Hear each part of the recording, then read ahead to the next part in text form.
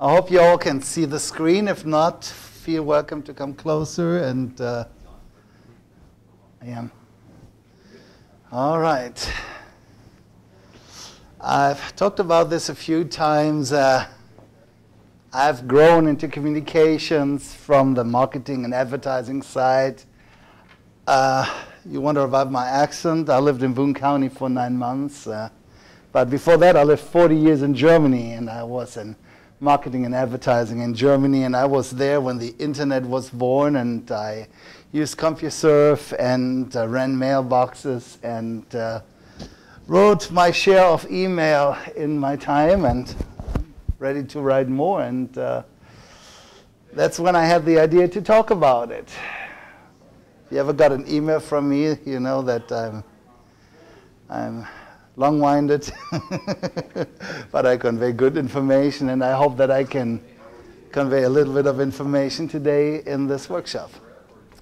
So let us begin. I'll try to talk about 40 minutes. If I run short, please feel free to ask plenty of questions. I've planned 20 minutes for Q&A, and if you're up to it, we have a little discussion about a favorite topic of mine later on. So please don't take any notes. You can go to jenskiel.com/files/DCE for digital communications etiquette, and you find all of that there. You've also found the presentation on slideshow, or if you go to my LinkedIn account, I have it online there too. So no need to take any notes, just enjoy, be entertained, and hopefully you learn a thing or two. Part one, I have split this presentation in 3 parts. The first part deals with email etiquette. It's about writing an email. I'm not saying writing a perfect email, because the verdict is still out and everybody has their own style. But I have compiled a little bit of information about email, and that's what I want to talk about today. We have, at the moment, and the statistics are as accurate as of last Friday, 2.5 billion global internet users. And to these 2.5 billion global internet users, we have 4.3 billion email accounts. That is a lot of email composers per se. And these accounts and the people behind these accounts generate about 192 billion emails per day. That is a lot of emails. 144 billion emails sent with a business motivation or topic, and 48 billions of private emails. 80% of all these emails is spam. So only 20% of all the billions and billions of emails that are sent out are actually getting to be used or communicate for some use. Emails are different. Different in purpose, in hierarchy, and content. We send out emails with different motivations and for different reasons. We have formal emails, and just a colloquial word or two. We send emails to command something, or we send an email with a request. We strive, though, to deliver email, or to use email to deliver information. The main purpose and key. We used to use snail mail. Now email is the focus.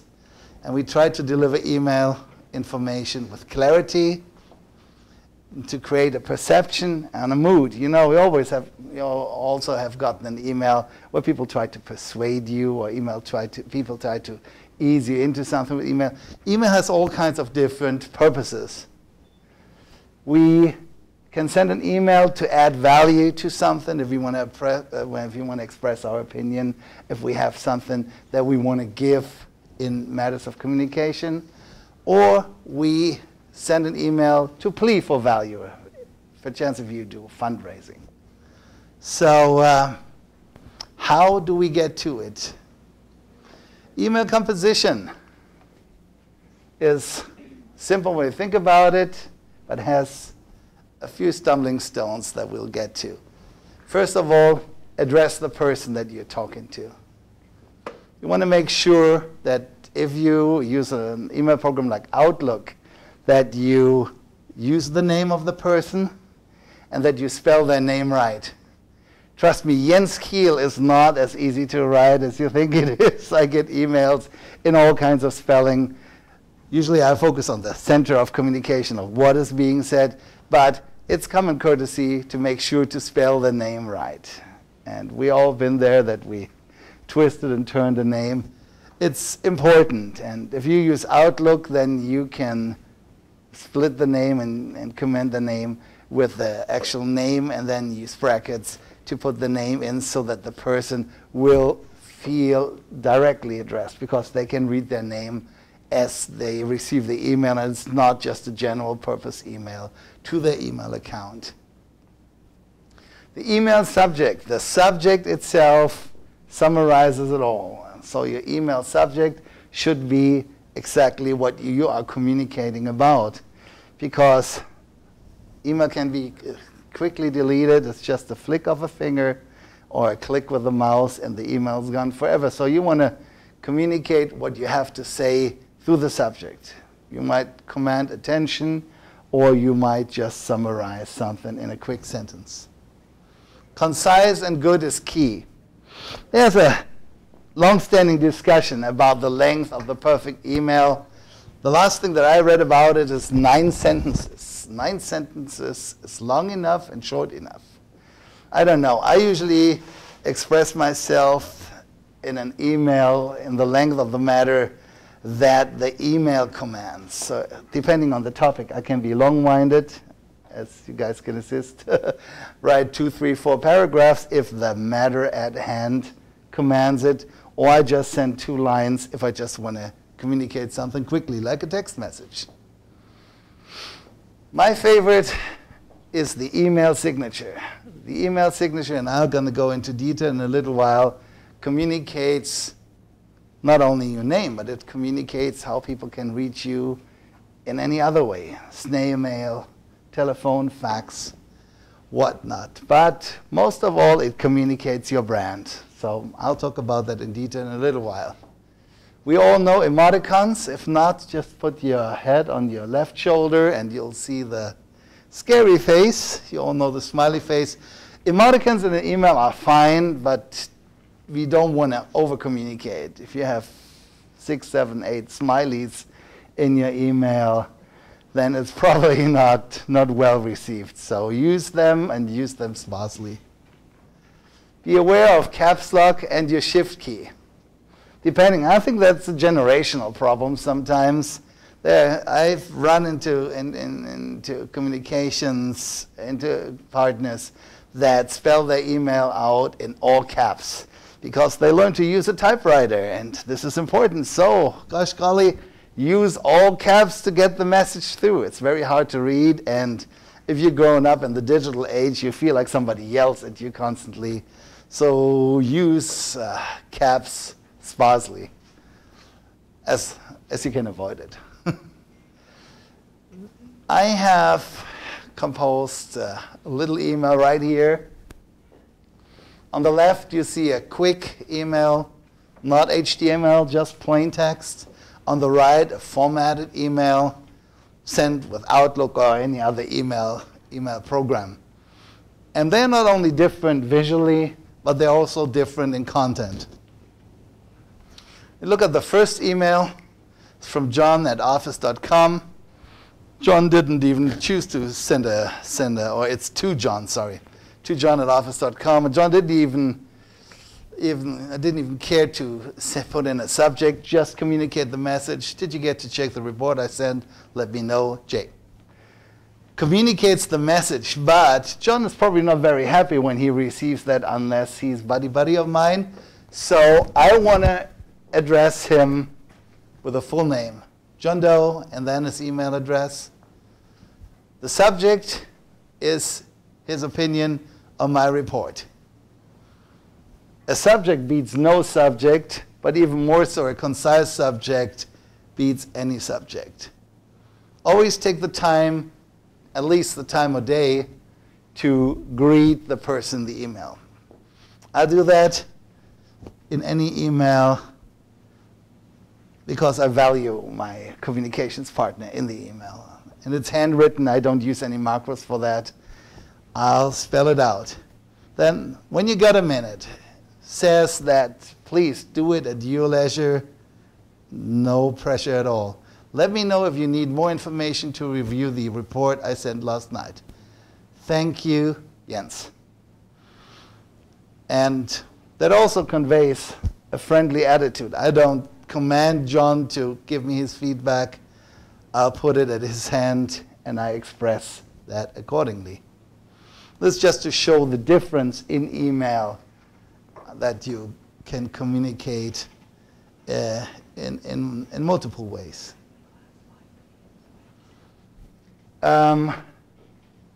Addressing of an email is important. You all have been there. You all received an email, and you were part of 66 or 70 other people that received the same email. Did you feel yourself personally addressed by that email? Probably not. You want to receive an email that either has your name on it or that addresses you right away. So using proper addressing in an email is very important to the success of that email. In general, when you use the to field, the email is sent to one recipient only, and he or she is personally addressed. That makes it easy if you communicate one-on-one. If you want to get somebody else involved in that email, depending on the topic and the way you communicate or the situation that you communicate about, it's an alternative to include a third person via carbon copy. Carbon copy does not make the person feel addressed in the same way as the to field, but it keeps the person in the loop. If you include somebody via carbon copy, you notify them, listen, hey, you need to know about it. And that is usually the black sheep, the stepchild, the one that nobody looks at is the blind carbon copy. Blind carbon copy is actually very powerful. If you use the BCC field, then whoever is copied in an email in the BCC field is not shown in the email that you send out. So the blind carbon copy will be sent out as a copy, but secretly, which is really great. If you report to somebody and he needs to get that email that you send the email to somebody, you can use blind carbon copy. There's another use, and we'll talk about blind carbon copy in that use too. But blind carbon copy is your friend. If you have not used it yet, I highly recommend to use it. I would never email to multiple addresses. Like here, John at company 1, Bob at company 2, Jane at company 3, all included in a to field in an email address only under one circumstance, and that is if you want to combine them. If you are on a panel, if you are on a team, if you guys work together, then it's okay to address everybody on the same level, the to field. But I would rather go ahead and email the target person and then carbon copy the people that need to be involved. It's a thing, people just perceive it differently if they are directly addressed or if they get carbon copied. So it's always about the matter of the email, and we'll talk about differences in a little while. My favorite is the serial email, which is an email that you send to yourself and you blind carbon copy to your addressee. So basically, you send the email out and put the addresses that you'll send it to in your blind carbon copy field. That can be 1 or 2 people, or that can be a whole email list of 200. And it wouldn't matter in this case because everybody gets that email and sees that you send it to yourself.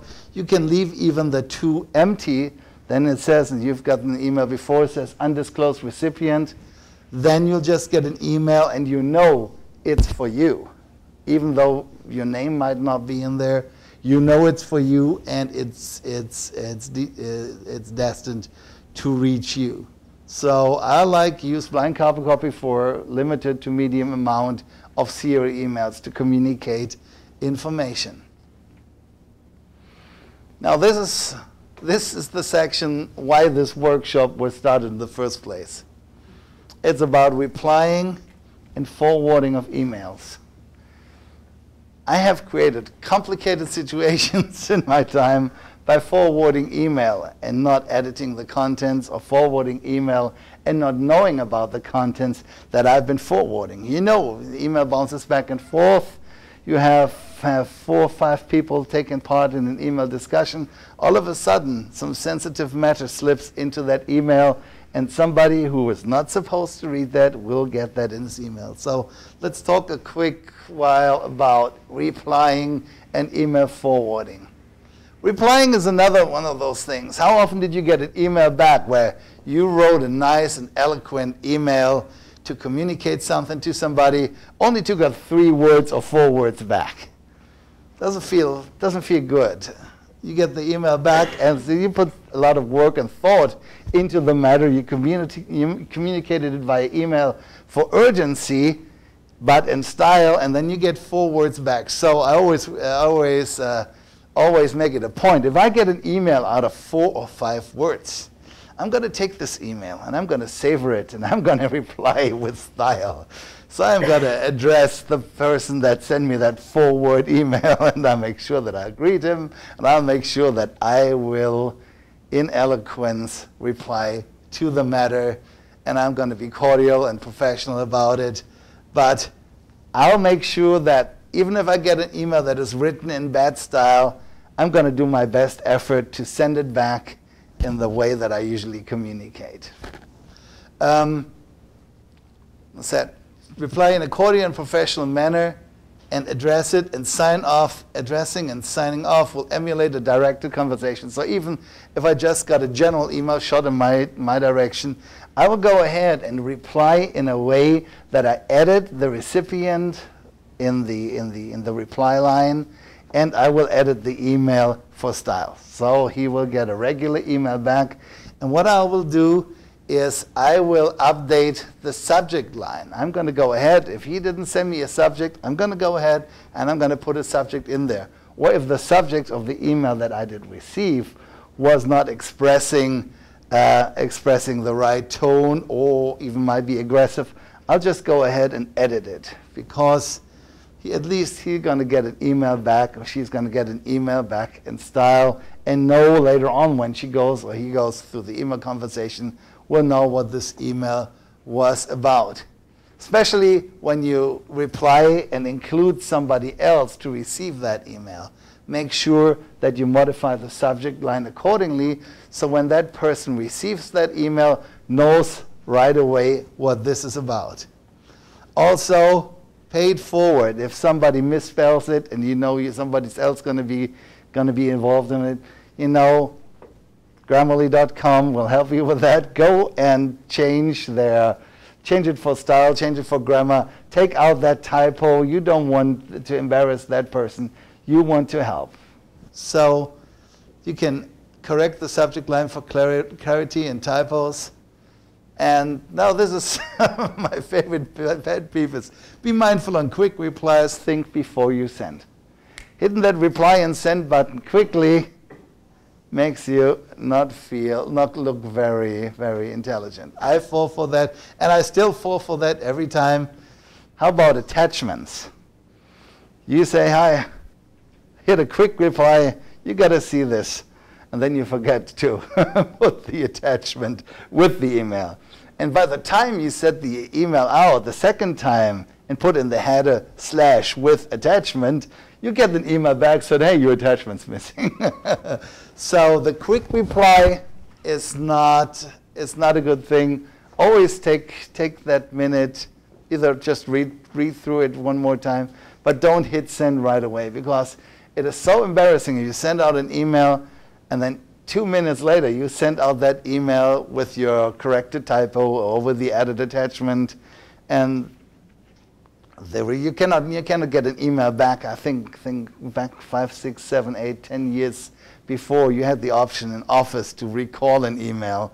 Usually nowadays that's not an option, especially since everybody has a smartphone and an iPad. So you send an email out, it hits 3 different inboxes. If they use an IMAP, it's only 1, but if they use POP3, you might be in somebody's inbox 3 times and 3 times with that mistake. So be mindful on quick replies and think before you send. Another one of these is forwarding. Forwarding emails is a great thing if you are aware of the content of the email that you are sending.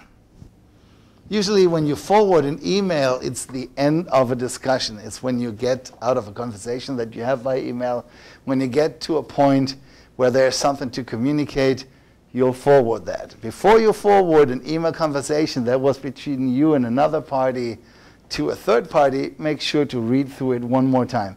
I usually edit for length because I'm mindful of the recipient's time. I go ahead and cut out all the emails underneath, maybe leave 1 or 2 emails in so that I still communicate the message, what I want to be forwarding, but not the whole list of emails that are within that email conversation. Because as I said in the beginning, there might just be that one email with a touchy subject that somebody's going to receive and say, oh, okay, great, they were talking about me or my dog or my cheesecake recipe or something that they would not like.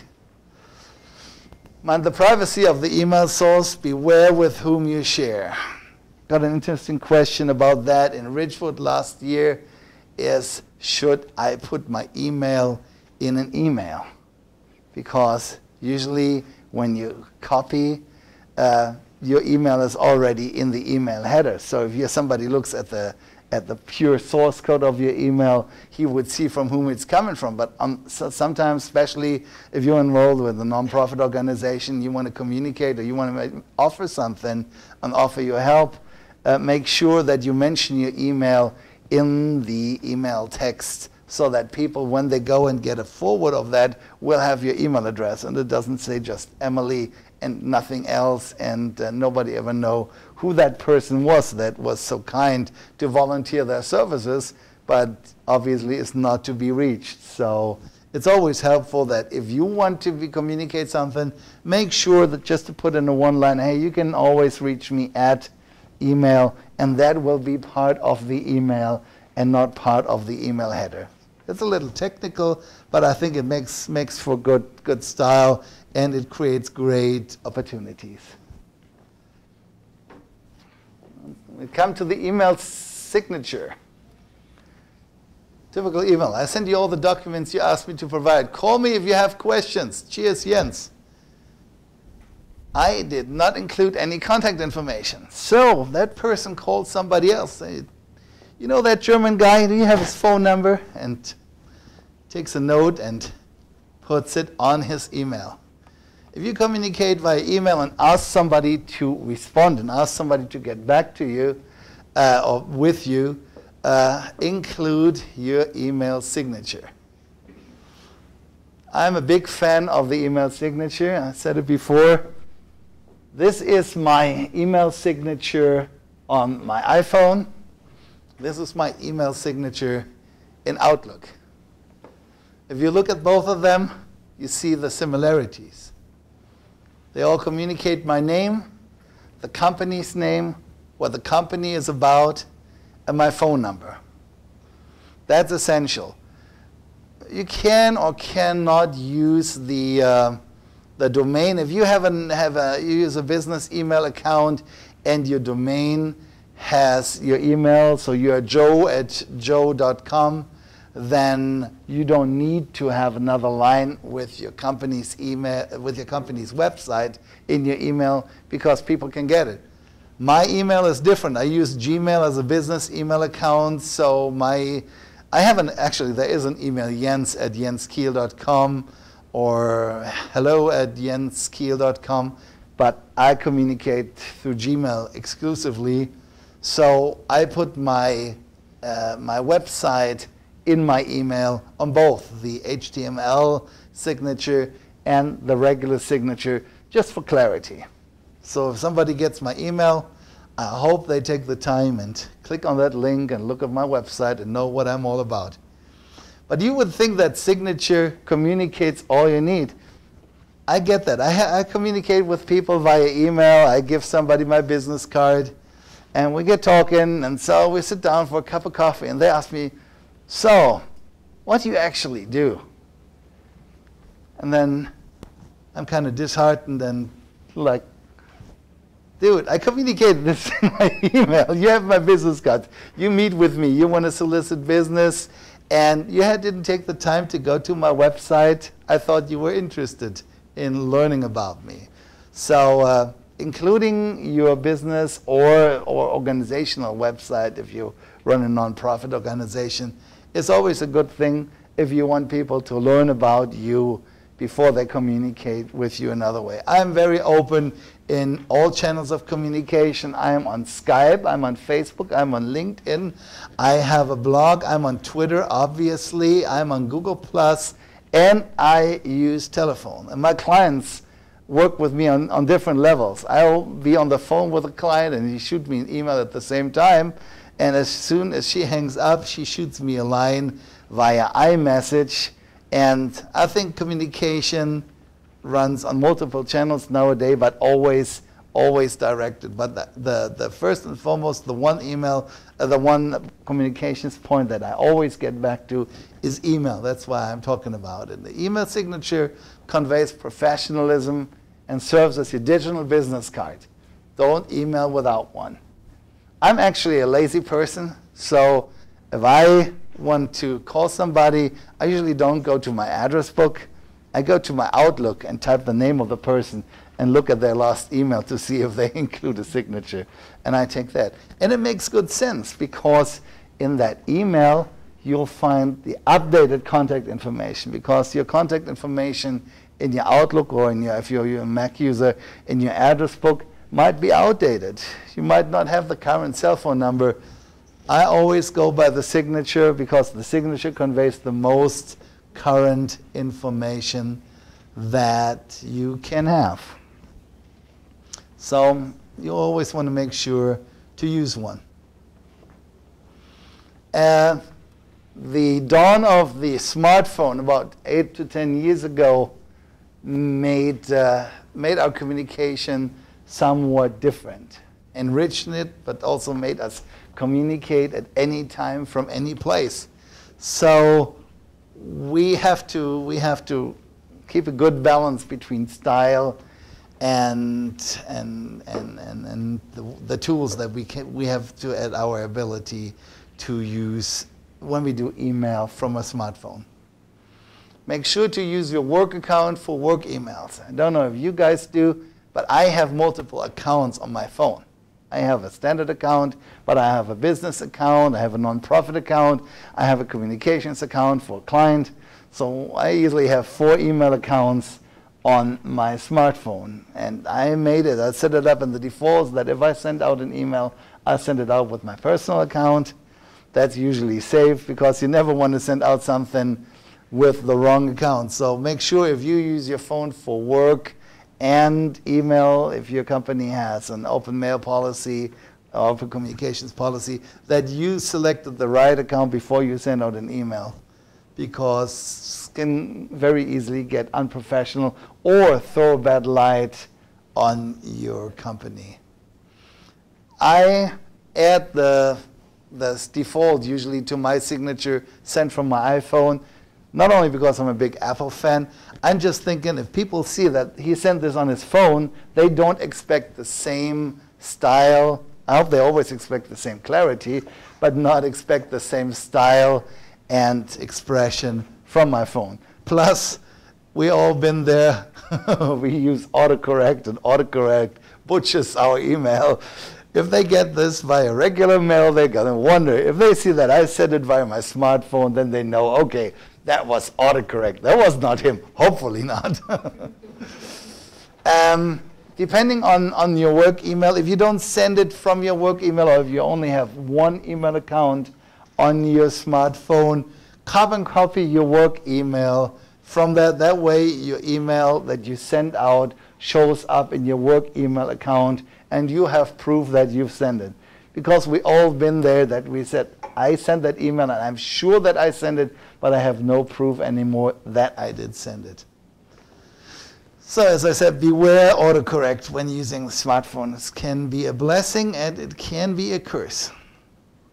So now, anybody up for the cold water challenge? Was a lot of information to convey on email in this first setting. So if you want to have it digest a little, if you have any direct questions on this part. I might have blinked for a minute and not heard you, but you talk about reply all. Because that's the thing that makes me crazy. Yes. When people hit reply all. Actually, you're right. I don't include reply all. That's perfect. I should make this an addition. But that is the worst thing, especially if you're in a nonprofit involvement or if you work on a team and somebody hits reply all and has just a little question or something to say, or even just to say thank you, and doesn't hit reply to just address the person that sent out the email, but sends reply all. That takes us back like 10, 15 years when you had those email mailers that you would sign up to, and you would get just one email after the other from everybody in the team. He would say something, contribute, and you would get an email and another email. Yeah, that's a great point. Reply all is the bane. Use it very, very sparsely, because not everybody needs to know that you received that email or that you like that email. And another one is, when is enough email? Like, do I say, if somebody says thank you, do I send another email back saying you're welcome? Or can that be implied? Usually if somebody expresses thanks and you had already signed off early in an email, it's fine to not send an email back, you're welcome, because depending on how they have set their display, if they have it as a conversation, if they send their email client as a conversation, that's fine, because all the emails show up within that branch. But if they haven't, then they're going to have a list of emails, and some are just 1 or 2 words long. By the way, if you are legally asked to enter a big email footer under your email, that this email cannot be multiplied, has to be erased or sent back to the mother country, forget about it. The email footer is still not legally valid. A lot of lawyers do that. They communicate more in the footer of the email than in the text of the email. But legally, this is not binding. If you send out the email to the wrong person, if you disclose secret information, you cannot make the other person that receives this email by fault, make them legally binding to erase this information or tell you that you were stupid enough to send it to the wrong email in the first place. That is just something that people include in their email, but it is not valid. So if you actually have a long footer, and I didn't mean to offend anyone if you have, reconsider using that, because legally, and lawyers will confirm that with you, legally it is not binding. It just creates a mess, a wall of text, and it's not good for anybody. So keep it short, keep it sweet, and communicate it nicely. I'll take a quick sip, and we'll continue to the next part of this, unless you guys have any more questions. Is there a point in a long thread where you no longer need to say, I heard you, blah, blah, blah, you can send a thank you? A point in doing, or in? You know, the longer the thread goes, like I email Margie, Margie emails me. Yeah, you don't have to say good morning every time. After the second. Now, after the second one, I would just use the name, comma, and reply. Still, I feel uncomfortable if you don't write anything. If you use email, that's maybe it's a good sign. If you use email like you use text message, maybe it's time to pick up the phone or use text message.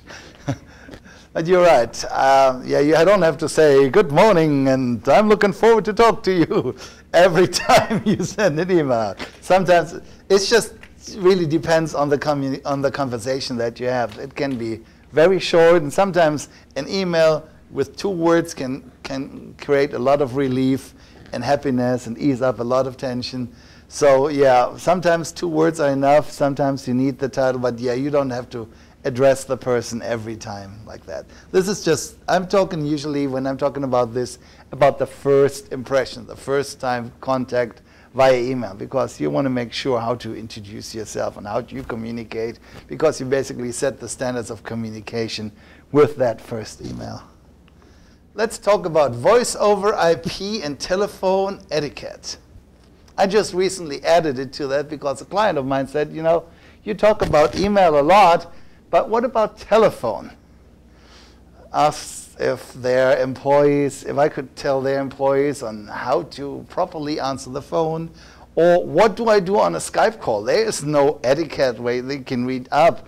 I was like, how do you start a Skype call? How do you end a Skype call? What do you do when multiple parties are on the line? I communicate with Germany about every day, and sometimes I talk to my mother and talk to my sons at the same time. There are certain standards that you have to do, like you have to make somebody aware that somebody else is on the line, and obviously it's nice to greet somebody and not just continue your conversation and somebody feels like they're just a fly on the wall listening in. So let's talk about voice over IP and telephone etiquette. I collected some of the facts that some of these I didn't know, and some of these I never did nail down completely. So the telephone itself was invented between 1854 and 1876, and I know Edison claims it for himself, but he was not the first one that started. Actually, there was a German in between, but unfortunately they were too late to get the patent on it. So Edison won, and we have the telephone. The telephone went mobile in 1947. Actually, somewhere in the Midwest, there was a town that had the first fully functioning mobile network set up. So just a small town, but very technically advanced. They had their first mobile telephone network in 1947. The telephones themselves were big blocks, and then in 1974, the telephone went digital. The first Skype-like communication was had back over ARPANET in 1974. Fast forward to 2014, we have 80 million active Skype users.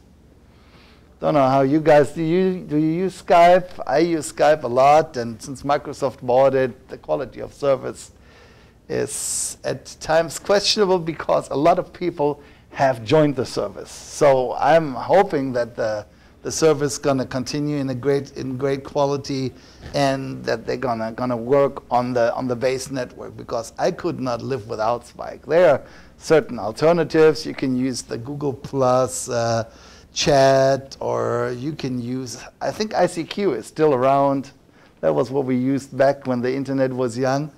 But Skype for me is the go-to program, and I love being able to use Skype to call into phone networks. It's amazing. You call Germany, and you can call somebody on their German cell phone through Skype, and it gets shot straight through your PayPal account. Brand new world. The winning formula for business greeting, I pointed out, and everybody knows Universal Exports, right? It's the company we all have dealt with sooner or later. MI6 code name is Universal Exports. I'm a big movie buff, so I chose to borrow from James Bond. So Universal Exports, this is Miss Moneypenny speaking. Good afternoon. How may I help you? You notice I had to breathe twice to say all that, but that would be the most friendly and complete greeting. Sometimes, I do it. You do the whole thing. See, the interesting part is if you have to do it the 30th or the 40th time in a day to say it with the same excitement and to say it with the same energy. But it's good policy to do it, because sometimes you see, if you get an internal call, you don't have to do the whole thing. You can cut it short if you know it. But if somebody calls from the outside and they're calling a company, they want to know that they called the right destination, and they want to know the name of the person. I get that. Granted, I lived in Germany for 40 years, so I learned that when I answer the phone, I say, hello, this is Jens Kiel. How may I help you? So I always spell out my name. I always make the person, the party aware. Not that I'm old-fashioned. I just want them to know that they're talking to me. And I have a hard time. If I call somebody and say, hello, or yup, I cannot identify the person that easily. And I don't know, everybody has a different kind of memory. I remember faces well. I remember names okay, but I'm really bad with voices. It's like people tell me, you Germans sound all the same.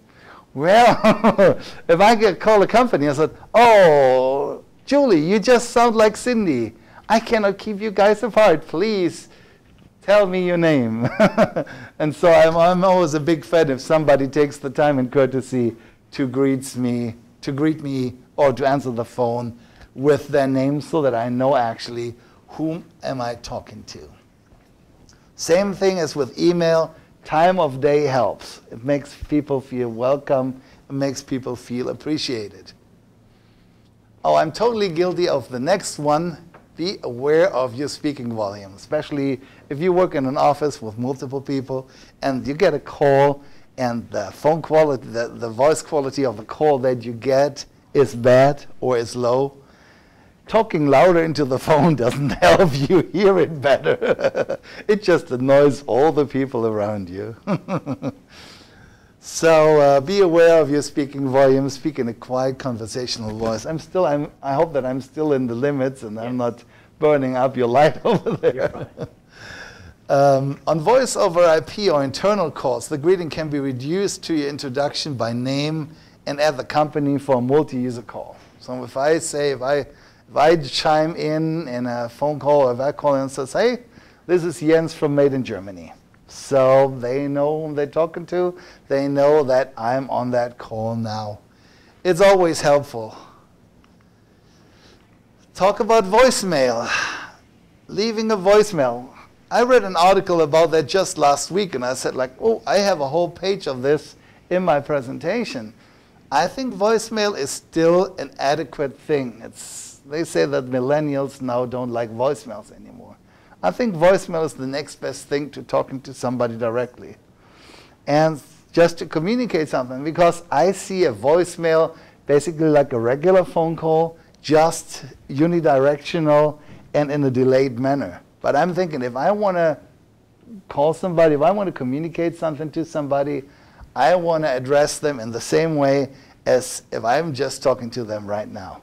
So I'm friendly, I'm polite, I state my name, I give them my phone number, I express what I want to do, and then I state my name again, or give them my phone number again, just in case that they have it and they don't have to listen to the whole message again. Just if they didn't get my phone number, they can just wind back or rewind and just get that number, note down the number or call me back. Or if they're using a smartphone, they can hit recall and they call me right back. Keep it short, simple, and easy to memorize is that people will retain the information that you communicated in your voicemail a lot better if you keep it short. So between the two bridge posts that you put there by stating your name and phone number, communicate the message right away. Don't rely on caller ID for the other person to have you in their contact book so that they know that you are calling. Even if you have called them 30 times, don't assume that they have you in their contact book, because not everybody takes the time and says, oh, add to contacts and type name and number. Sometimes they just see the phone number on there and they want to be reminded who is actually calling or who left me that voicemail. I do that with telemarketers on my iPhone. I have one contact telemarketer, and any call that I don't want, I do add to call telemarketer. So I never answer the call anymore and the call is blocked. So another thing, in case of urgency, please send a quick text message as a follow-up. That's the double whammy. If you have something very important to communicate, leave them a voicemail and then text them and tell them that you just sent a voicemail. That will make them check it if it's urgent. If it's not really urgent, then let them get the message at their time. But I found out just sending that quick text message is good for you and is good for the source that you're communicating to. Because if you send a text message and you get the quick feedback, yeah, I'll check in 5 minutes, you know that that topic is taken care of. Now this one, next one is interesting. Phone use in meetings. Number one, we all usually try to remember that, or usually remember it. Everybody turns their ringer off. I turned my ringer off before I came here. I still got my phone in my pocket, but it's not going to ring. It's hopefully not even going to buzz while I'm talking to you guys. Now, this is interesting. Try not to place your phone on the table when meeting others. I'm amazed. Only 2 guys have the phone out. And do you have the phone out facing you, or do you have the phone out facing down? You have the phone facing down. That is very good etiquette. And I have it because I'm supposed to be live tweeting these events. So okay. See? Perfect. This is exactly what I'm saying here. If this pertains to the meeting or pertains to the event, then it's fine to have it out. If you have it face up, then you're expecting something that you want to contribute.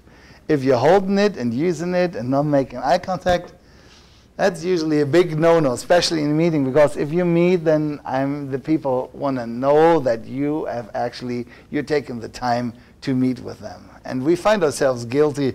I'm running around. I sometimes don't even notice that I have my phone or in my hand, or I run around looking for my phone while I have it in my hand. So we're all so used to using smartphones that easily in a meeting we can forget that we have it out. In a casual setting, when I'm with friends, I'll just put it face down on the table or on the desk, because then I know, yeah, if I get an urgent call, I still will get it, and I'll apologize, and I'll retreat with the phone. But I don't look at my phone all the time, and I'm not touching it, but I still hear if it vibrates. So in a casual setting, that works. I wouldn't do that in an interview situation or talking to a client unless I'm expecting a call from a vendor. That might come in that time, because every client will respect that I need that little piece of information to serve them better. So it's very situational. If you work with multiple people in one office, respect quiet zones and chose a regular ringtone. Your ringtone says a lot about you. And unless you have ringtones assigned to each and every contact, or even have assigned quiet ringtones or customized vibration patterns. I don't know, any of you guys go that far that you have different vibration patterns, that you recognize incoming phone calls? Because you can do that. You can even tap your own pattern. The last iPhone OS, you can tap your own pattern. So you can go ahead and do like a little Morse code. So when you get an incoming call, you actually know who it is without even touching your phone.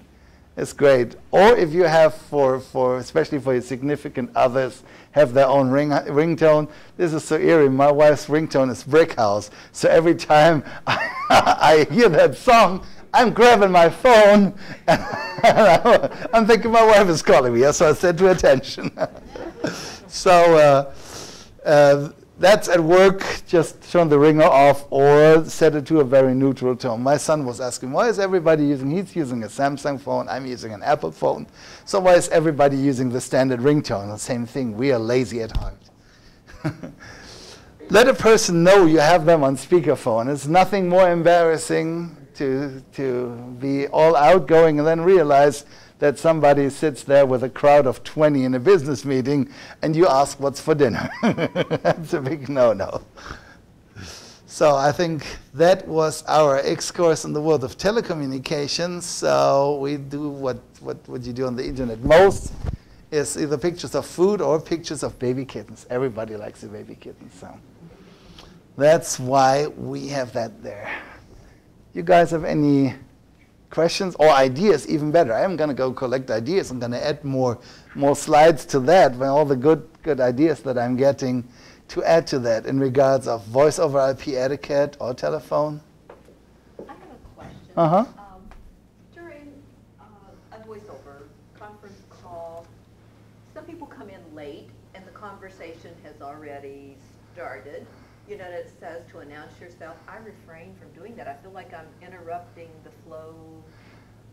What's your proper I would say that the host on location who hosts that voice over IP call says, hey, John or Mary have just joined our meeting, just so that they can introduce themselves or they can say hi, to acknowledge that. Because right, usually the host does that. Yeah, when you come into that, I know, I've been there too. You don't know who's on the other line either. You don't want to interrupt because you don't want to point out, sorry, I'm late. But usually the host will gracefully say, hey, John's here. If you have any questions, ask him now. So if the host chimes in, it's a great thing. One thing that I have not touched base on this one is FaceTime. We get completely disconnected now that we have, because we can use camera and live video now with our phones too. Did we ever think about it? When is it proper to do FaceTime or not? I know you guys know in Germany there's very strict regulations on the privacy of others. So you cannot just take a picture of somebody else and publish it. So how do I handle a video conversation? Do I make people aware that they are on video now? Usually when you use a camera, there's a little light that they know that they're gonna be videotaped. But what if I have a phone conversation on my phone and somebody just walked into the room? Do I make them aware that I'm transmitting this out into the world? There might be 1 or 10 or 20 people out there looking at them while they're sitting there picking their nose. So usually, same rule, acknowledge that, hey, somebody else might see you. But I have not been talking about that yet. That is something that I'll probably have to add to sooner or later because, yeah, what about video? That's great. I talk to my mom all the time. Sometimes I forget that I have breakfast and sit in front of the computer. And my mom says, where's your napkin? Don't do that. So it's a good point. That's something that we'll have to add. Last but not least, I want to talk about social media etiquette. Talk about the most common platforms for social media. Facebook right now has 1.3 billion registered users.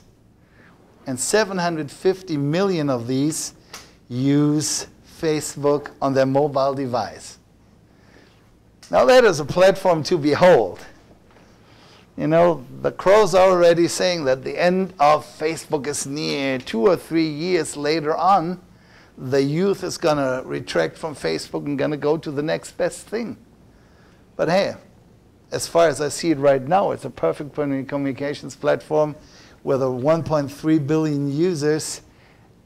Almost everybody's using it. Are you guys on Facebook? No. I'm not.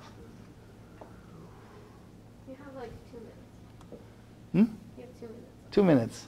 Okay. Well, I'm going to wrap it up. I didn't know that I was He said it was an hour, so. 40 minutes. So I have 12 minutes more. I see. Oh, I thought it was an hour. Okay, sorry. Oh, wow. I was speeding. Wow, okay. Well, I better hurry up now. I didn't know that.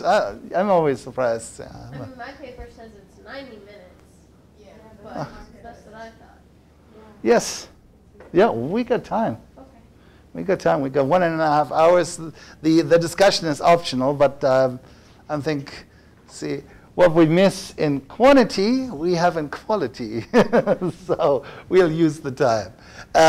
It's an amazing platform, and if you're not on Facebook, then probably for business reasons, or you're just not interested. I don't even have a private account. I don't have it. I just Wow. don't like it. Okay.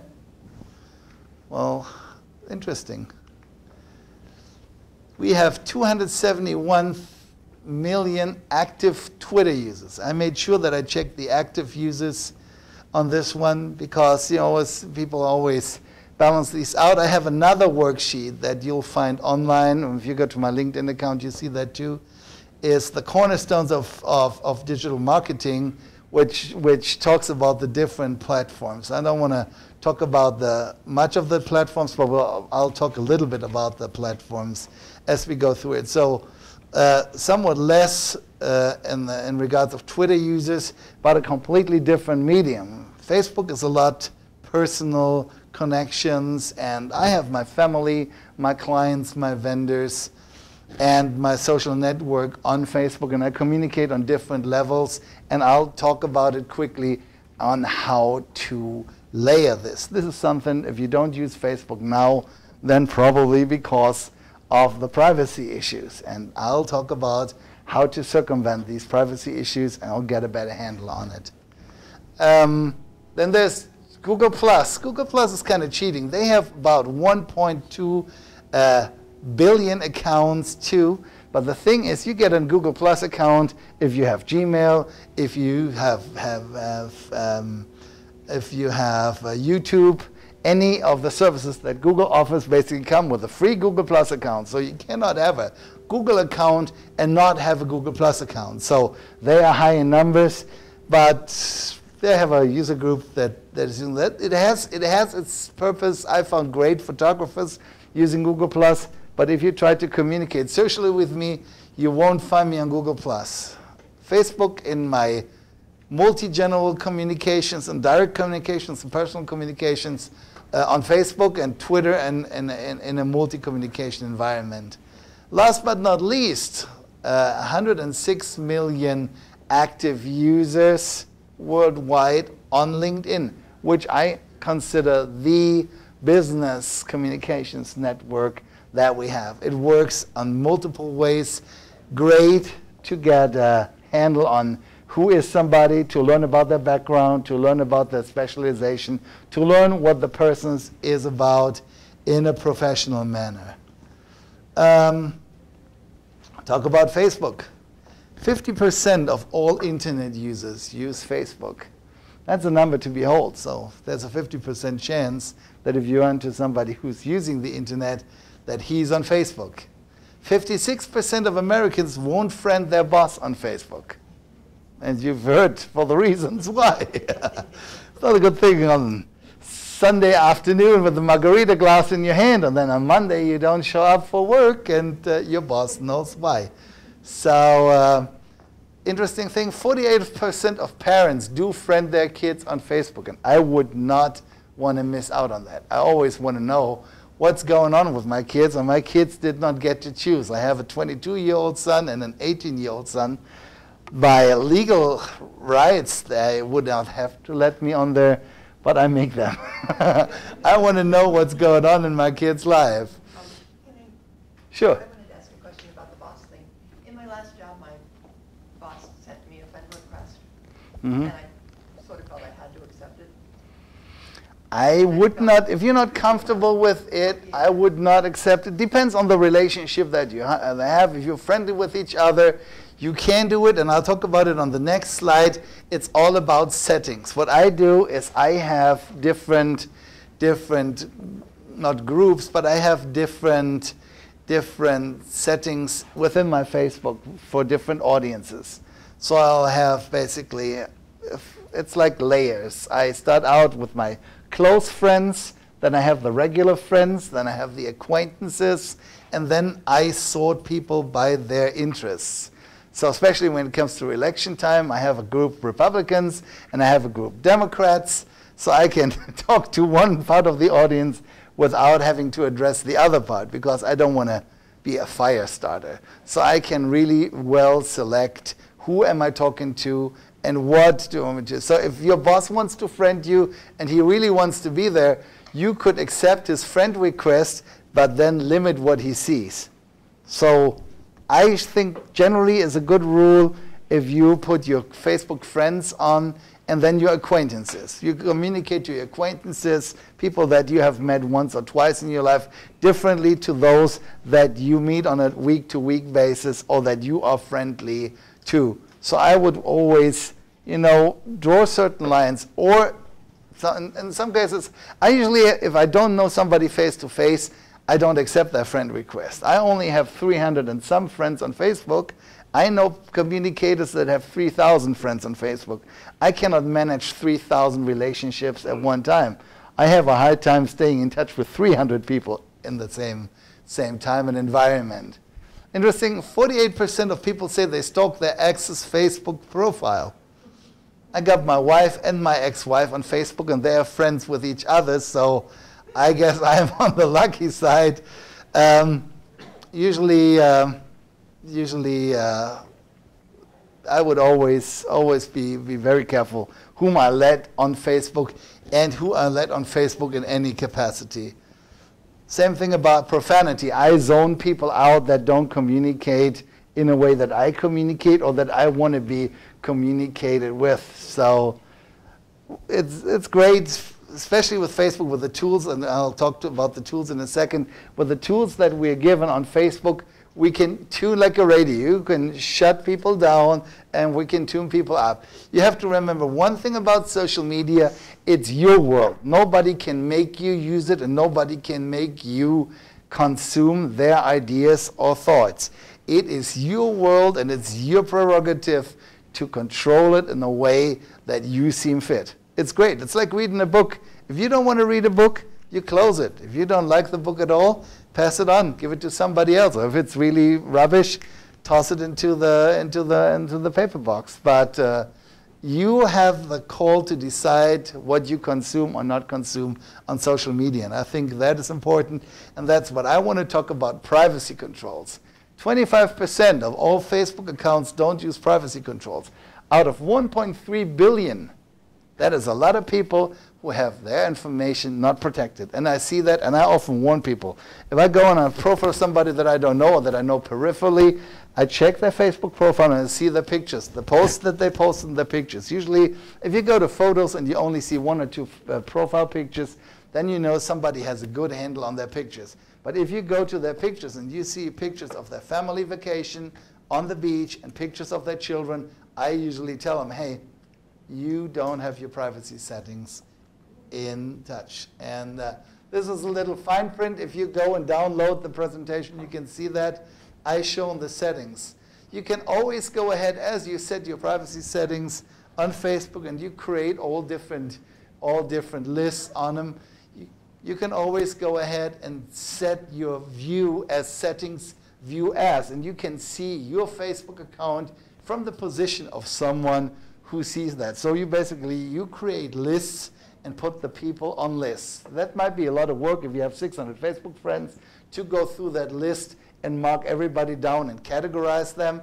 But if you've done it once and if you keep it up and you friend somebody, you put the right list on them, you communicate as much or as little to them as you want to. And it's your right. You don't have to share your meal with everybody, and you don't have to share your family pictures with everybody. But there are certain things, like something stands out that I want my vendors to know, that I want my clients to know, something that I think is on my mind, I'll communicate them on Facebook.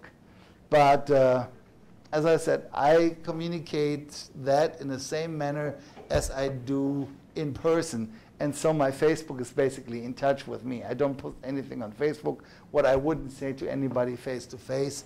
And so that basically drives and dictates the contents of my social media. Twitter is a different concept. It's still new to people, even though Twitter has been around for a good few years.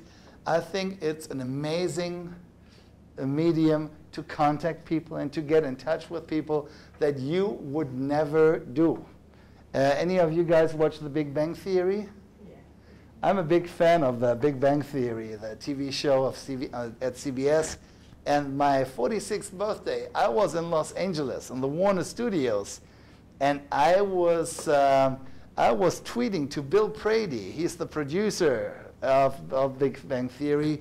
I was tweeting, sorry that I missed you guys. We're doing the tour. And he said, well, if you should have stopped by my office. So I hijacked the tour bus at the Warner grounds and for a meet and greet. And so that was my biggest birthday present ever. I met Bill Prady and I got pictures with some of the writers and the producers of The Big Bang Theory. I met Conan O'Brien and I met Chris Matthews too. But that was my biggest birthday present ever, and it was only possible because of Twitter. Without the mean to put a word out and get feedback, that's fantastic. I got a direct message from George Takei once. I'm a big Star Trek fan. And I was like, whoa, George Takei is talking to me. Direct communications from Zulu. That is awesome. Only with a medium like Twitter, something like that is possible. Or you say something profound. Every now and then, everybody can have the idea. It doesn't help if you say it to your bathroom mirror, but if you post it on Twitter, somebody who this pertains to might get it and might hear it, and you get to know people that you would never run into a lifetime. So it's fantastic, but it's all about whom do you follow. It's a different concept. People say like, oh, well, so if the president's on Twitter and I'm on Twitter, can I have FaceTime with the president? It's not like that. On Twitter, you basically communicate into a big room, into a big forum, and whoever likes what you say will respond to that or will retweet that message, which is fantastic. I put on a hopefully interesting blog article on last year's Create West Virginia in Richwood, and I put the link on Twitter, and all of a sudden, I got 60, 70, 80 people connecting with me on Twitter, following me on Twitter. And I was like not actively pursuing to get new followers, but it's just by providing good content, all of a sudden people got interested. So when somebody retweets and favorites what your Twitter message, it's a great way to get your get your word out. Direct messages is a different thing altogether. Now, you can only communicate direct Twitter messages to somebody who is following you, so you cannot just shoot a message to the president and hope that he reads it. The Secret Service might, but the president doesn't. And your followers are an elusive breed. You can see that when you don't make your whole social media career rely on the number of your Twitter followers. If you have 200,000 followers or if you have 20 followers, it's completely irrelevant. Your followers will sign off and not follow you anymore. If you say something that they don't like, you'll get 2 more followers the next day that like something, or they even find something that you said half a year ago or a year ago. I've been doing that, and others have been doing that to me. Going back through the Twitter history, same thing. Don't post on Twitter what you wouldn't say to somebody to their face, or an opinion that you don't stand for in half a year or in a year. But if you stand for your brand, or if you stand what you communicate, Twitter is a great way to get your brand out. Most important thing is be human and sound like it. I don't follow anybody on Twitter who automatically posts via Hootsuite every 20 minutes. I don't follow machines. I follow people. If somebody posts one day and then 3 days not, and then the next day, yes, I'll follow him. If somebody communicates every 3 minutes, then I know it's a machine. And I don't like people who leave their communications up to machines. I use machines to communicate, but I don't communicate with machines directly. And as I said, the options, the possibilities are limitless. As I said, I would never met Bill Brady if I had not used Twitter. So I encourage you to do that. And even if you say you're not interested in Facebook, if you connect to family and if you connect to friends on Facebook, you're not missing out of their life, and you still can keep all the others out by setting privacy controls, setting lists, and being very strict on whom you let there. But don't shut yourself off completely of an experience that might really benefit you. I have relationships with people on Facebook that I've known for 10 years, that I've never met face to face, that I only knew online, and I know what they had for lunch yesterday, and we share recipes and whatnot. It's an amazing world. It's a great community that we have out there. So here we go. What not to do on social media or in general is oversharing and self-centeredness. As I said, yes, social media is your platform. It is your pearl. You can do whatever you like, but don't use it as your stage. Everybody's getting tired of somebody who always talks about themselves exclusively. So don't be oversharing and put yourself there. There's even in the book of Epic Content Marketing says the formula is, I think it's 411. Share 4 things that are interesting for everybody, then share 1 thing that lifts somebody up, that is beneficial to somebody else, and then you have 1 chance to talk to yourself. without getting to be perceived to be annoyed. But in general, yeah, communicate on social media just like you would communicate on any other media, but don't make it your stage. Same thing as faith, politics, and social issues. Sure, you can stand for your convictions, but stand it in a manner that leaves others room to breathe, and don't put it just on that medium, because else you're going to be either unfriended or you're going to be banned, or you're just not going to be communicated to.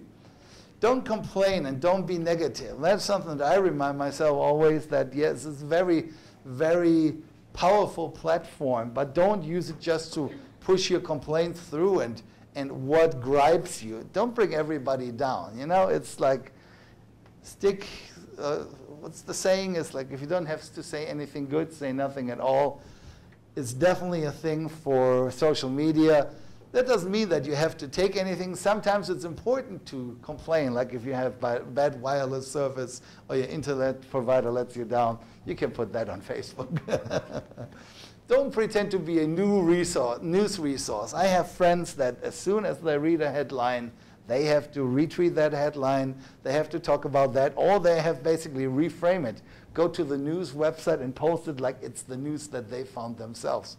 You know, I'm subscribed to news networks. I get all the news myself. I don't need friends to tell me the news that I read 10 minutes ago, then 5 minutes later. So post about things that pertain to you, your organization, or what you're passionate about. But don't be a guru or a fanboy. Leave other individuals to their convictions. Internet is a scary place, especially when you go on Facebook and you see these opinion wars. News stations do that. They put out an article and basically lets the people fight to the death on their own forums. And people don't understand it. They fight with their own identities. So give other people room to breathe when you communicate online. And don't say you're a social media expert.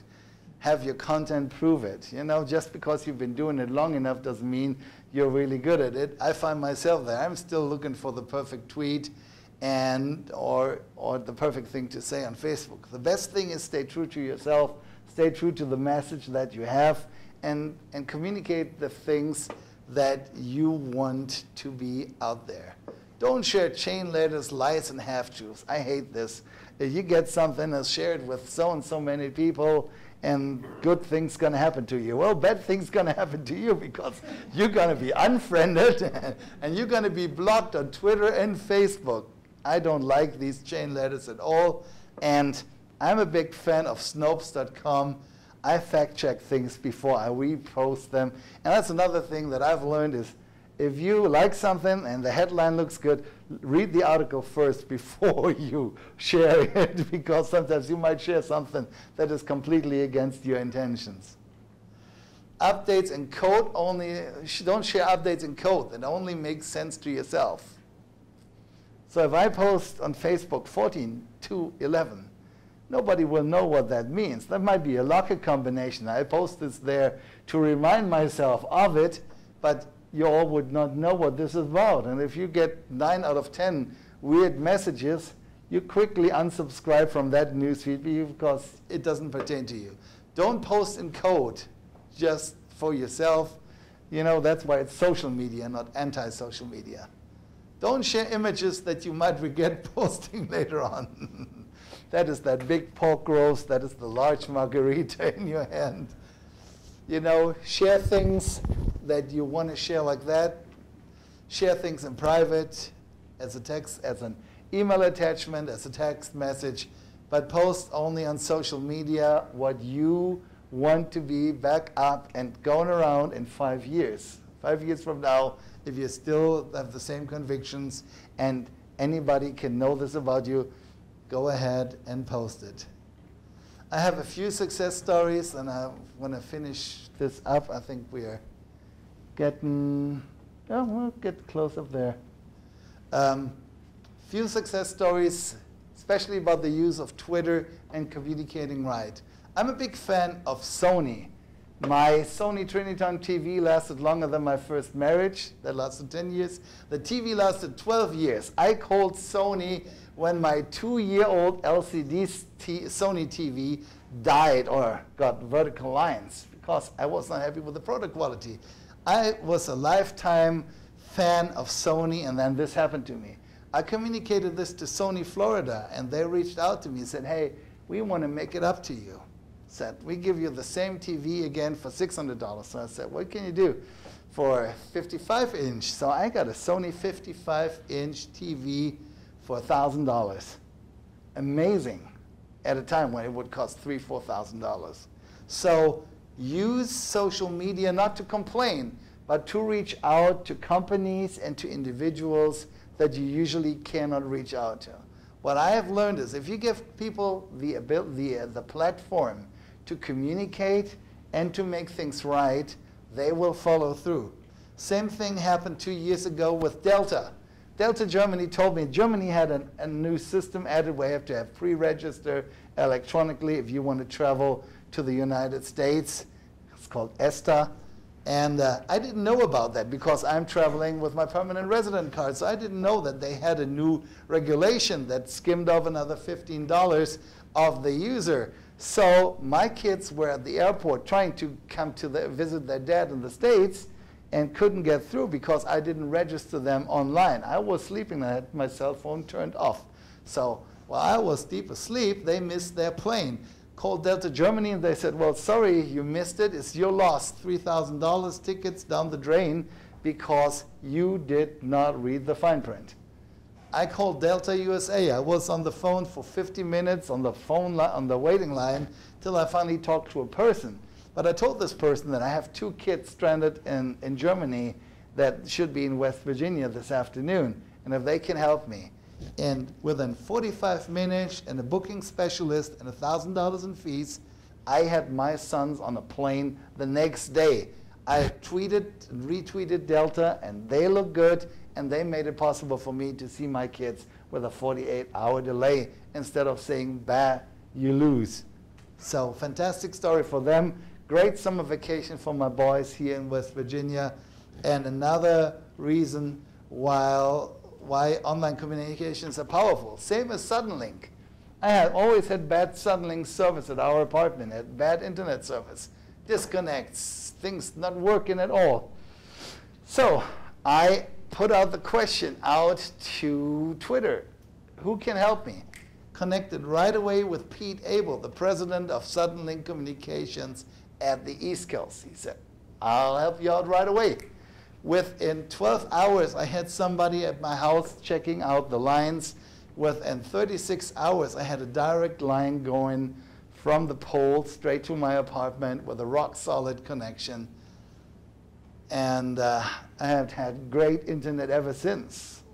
Okay, I'm not a big fan of Suddenlink, but they came through in the service that they provided me, and I have great access. My internet lifeline is standing, and I communicated to somebody that I probably never reached. Now I have the number of the technical communicator of Suddenlink West Virginia on my cell phone. If my internet ever goes out, I talk to the guys that coordinates the guys to send them around.